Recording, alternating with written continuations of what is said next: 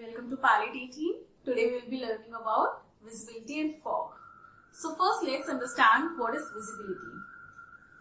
So scientifically, suppose this is a black object and it has a background of bright color, or you can say white color. Now how clearly I can see this black object from the farthest point is known as visibility. Or you can say, what is farthest distance from where I can see this black object clearly, which has a background of white, is known as visibility of this particular scenario. Now visibility are of many types. So first one is slant visibility. There is horizontal visibility. There is vertical visibility. Okay. Now it's all in the words.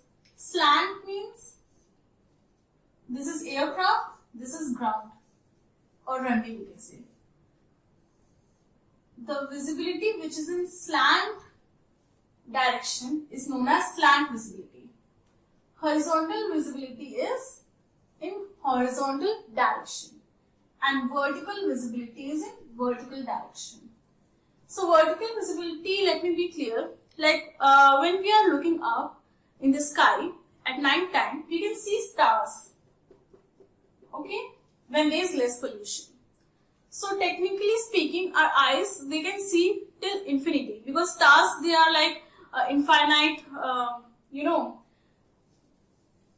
are at infinity, right? But what happens that due to pollution, the smoke, smog and fog are formed. So due to this, our eyes, they cannot see clearly up to the sky. Like we cannot see the stars clearly due to the pollution. So if pollution is less, then we'll be able to see stars clearly. And this pollution has a very, very, very negative effect on visibility. Pollution in environment, atmosphere always reduces the visibility. So that's why less the pollution, more the visibility is.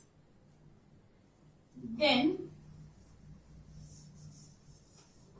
visibility reported by Met Office is horizontal visibility. Okay? Means when a pilot is on the runway, then how much horizontally he can see clearly is what Met Office tells us. Met Office is Meteorological Office. It tells us about weather conditions and visibility reports also. Then it may be different in different direction due to atmospheric obstruction.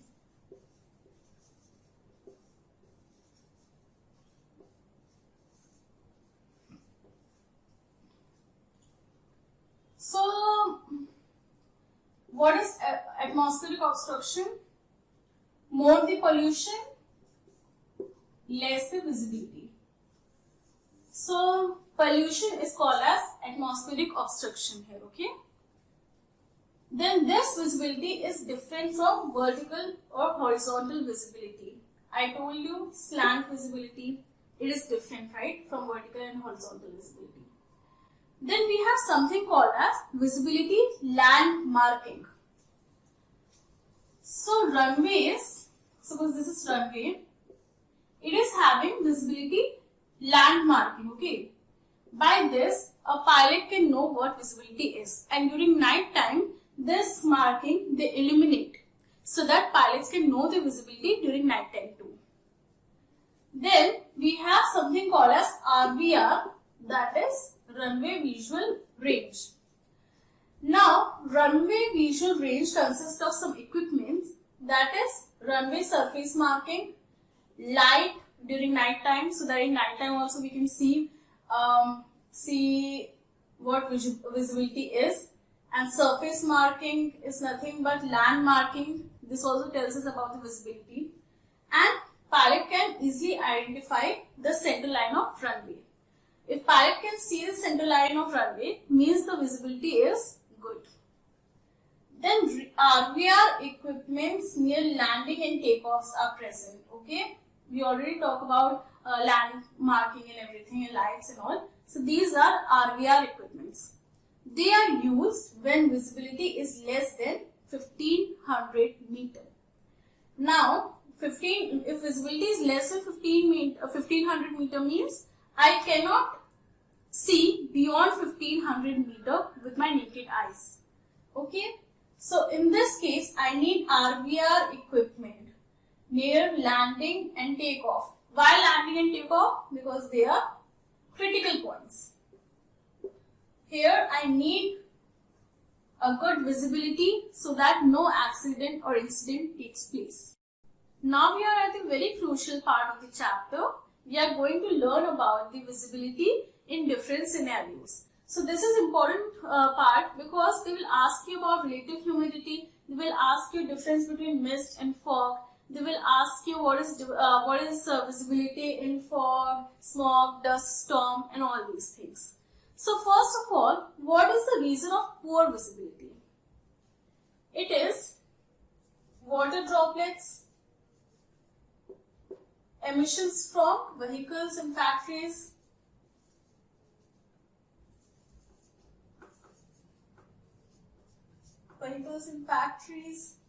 then fog, pollution, sea salt, and many reasons are there. Okay. Then what is haze? Haze is combination of smoke, dust and water that is present in volume of air. Okay. So in haze, visibility is less than or equal to 5000 meter. And this is a very important point. What is visibility in haze? So it is less than or equal to 5000 meter. Now what is dust haze? Unlike haze, which is a combination of dust and water vapor and smoke, dust haze is made purely of dust. So of course when dust is there, then semi-arid and desert region is involved because these regions, they mostly contains dust. So when dust is accumulated on the ground or the sand is accumulated on the ground, so when the wind blows, it takes dust with it. And this dust haze travels from Rajasthan till Punjab, Haryana and then UP, and it goes till Bihar also. This concept is mainly for North India because in North India we are having Thar desert. In South India we don't have arid regions or we don't mostly have deserts. Then it is thicker in day. Okay, it is thicker in day and it is less thick in night. Why? Because in daytime the air is hot, air is lighter, so it carries away more dust. In night time the air is heavy and it is compressed on the ground more. That's why. Then vertically it extends to 6 to 8 kilometer. Vertically means in this direction from ground till above. Dust haze extends from 6 to 8 kilometer. Then we have smoke haze. Just like dust haze, in which dust is the main component, in smoke haze, smoke is the main component. So it happens when emissions from factories, vehicles, they come out and they mix into the air. Now here one thing is there. It is more intense when wind is calm. Why? Suppose this is smoke. If the wind is blowing calmly, then the wind will carry all the smoke all together. But if the wind is really fast and it is really sharp, then it will scatter all the smoke. Okay? So in either case the visibility is affected, but if there is a cloud of smoke, then the visibility is more affected. That's why when wind is calm, smoke haze is more intense. Then we have something called as mist and fog. Now don't get confused, these both are very similar. The only difference that they have is in their visibility. In fog, visibility is less than 1000 meter. In mist, we have visibility from 1000 meter till 5000 meter. Now mist is water droplets present in the air. And here relative humidity is 100%. And in fog also relative humidity is 100%. Now what is relative humidity? Suppose this is the volume of air. Now, how much water can this volume of air absorb? It depends on the volume of air. If it absorbs all the water that it was made to absorb, then we say that relative humidity is 100%. Means it cannot, this volume of air cannot absorb more water because it is just filled till the brim. And relative humidity is 100% because I told you when no more water can be absorbed by the air, and we get rain when relative humidity is 100%. Now, in fog also it is made up of water droplets and ice crystals, and here also relative humidity is 100% and visibility is less than 1000 meter. Means mist is lighter case of fog and fog is intense case of mist. In fog I cannot see beyond 1000 meter. In mist I can see beyond 1000 meter but I cannot see beyond 5000 meter. Then we have smog. So smog is hybrid of fog plus smoke. Smoke is okay. It is smog. Then we have dust storm where the visibility is less than 5000 meter. Now what is the difference between dust storm and dust haze? Dust storm is storm. It has a very intense high speed and it hits right on your face. And rain increases visibility in dust storm. Why? This is a common sense. When a lot of dust is there in atmosphere, when it rains, then rain will settle all the dust on the ground. So when dust is settled, then visibility is increased. Then we have sea spray. Sea spray is sea salt. Okay. Now, when we go to beach, we see that when sea water hits the beach, white foam is formed. Now this white foam is sea salt, and organic and inorganic emissions or pollutants are there which then mix into the air and they also cause pollution. Maybe small scale pollution, but the pollution is caused because it is polluted. So this is what we call as sea spray. The sprays that we get from the water of the sea. Then we have precipitation, that is rain. Now in moderate rain, the visibility is 1 to 3 kilometer. Heavy rain, it is less than 1000 meter.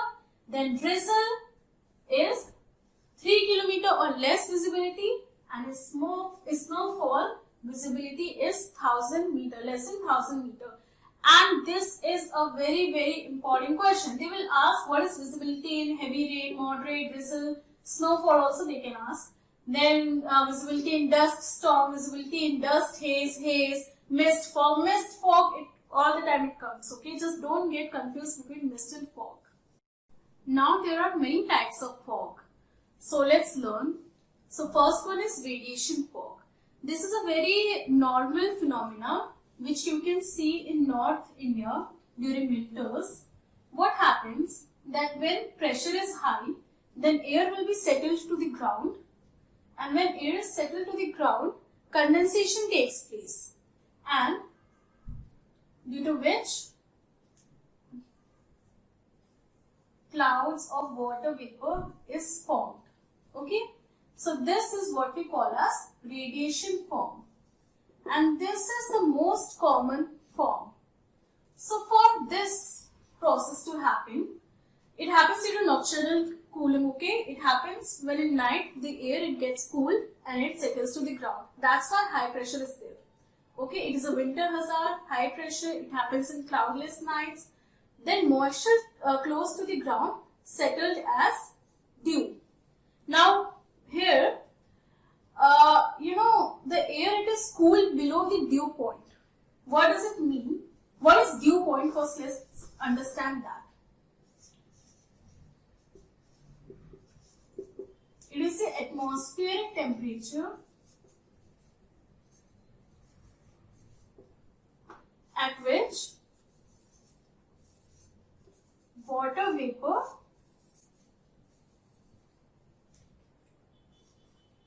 condenses and dew is formed. Okay, that is dew point. So here also air, it is cool below the dew point. Yeah, exactly.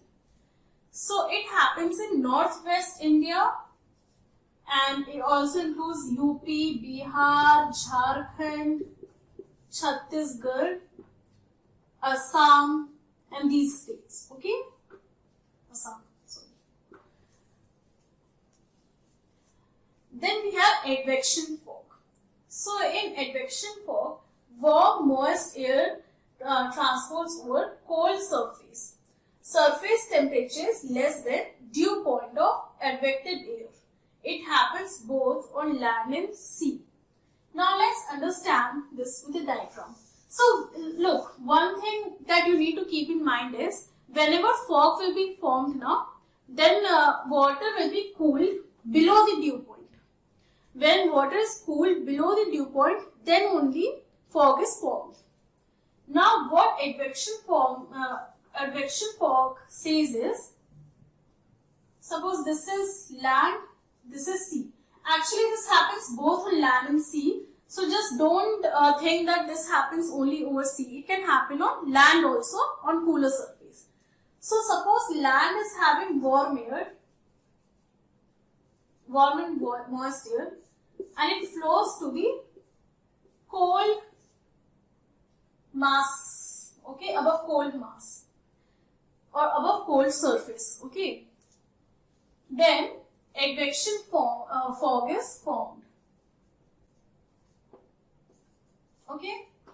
Now steaming fog, it happens only during only on this water bodies. Okay, you must be seeing in winters over the water bodies something like steam will be seen. You will be thinking that the water is very hot, but actually it's very cold. So that is what we call as steaming fog. It happens when cold air mass, it is just opposite of advection fog. Here in advection fog, warm air passes on the cold surface, and in steaming fog, cold air mass flows. Cold mass flows. This is water body, okay? Warm body, okay?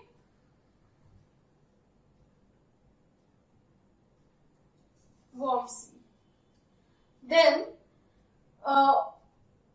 it is also called as sea smoke. Why?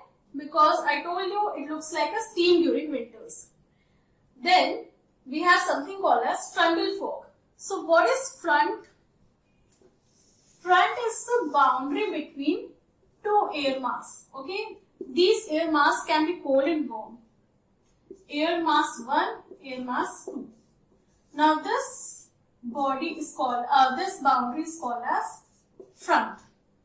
Now, frontal fog takes place when rain from warm air, it brings rain on the colder side. Rain falls from warm air over cold or stable surface. Then we say that this is frontal fog. Now we have fog dispersion. Now, this is not a type of fog, but this is a process by which fog can be dispersed. But we don't use this process. This process was used during World Wars, especially World War II. There were a lot of burners and heaters which were used to disperse the fog. Okay, but it was not at all efficient. It was not at all, monetary. It was not at all good. It was very costly. That's why it is no longer used. Now, fog is dispersed when the water is, or the air is heated above dew point. Now you see the logic. Fog is formed when the water vapor is below dew point. So to disperse the fog, we need to heat the water vapor above dew point, so that the dews are not formed and the water, it just settles.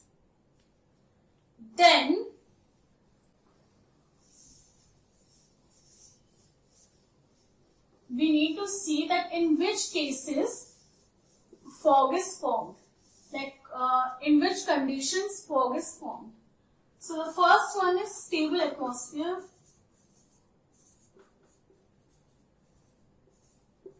Why stable atmosphere? Because so that all the type of air, warm air and cold air can mix together. Then clear sky. Then relative humidity should be 100. And then calm wind.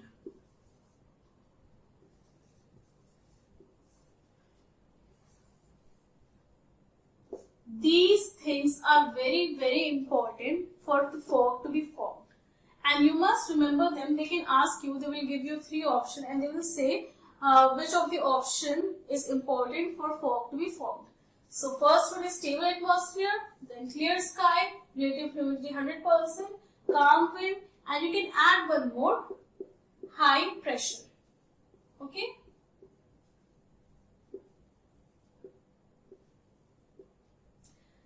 So that's all for fog and visibility. Hope you are clear with the chapter. Thank you.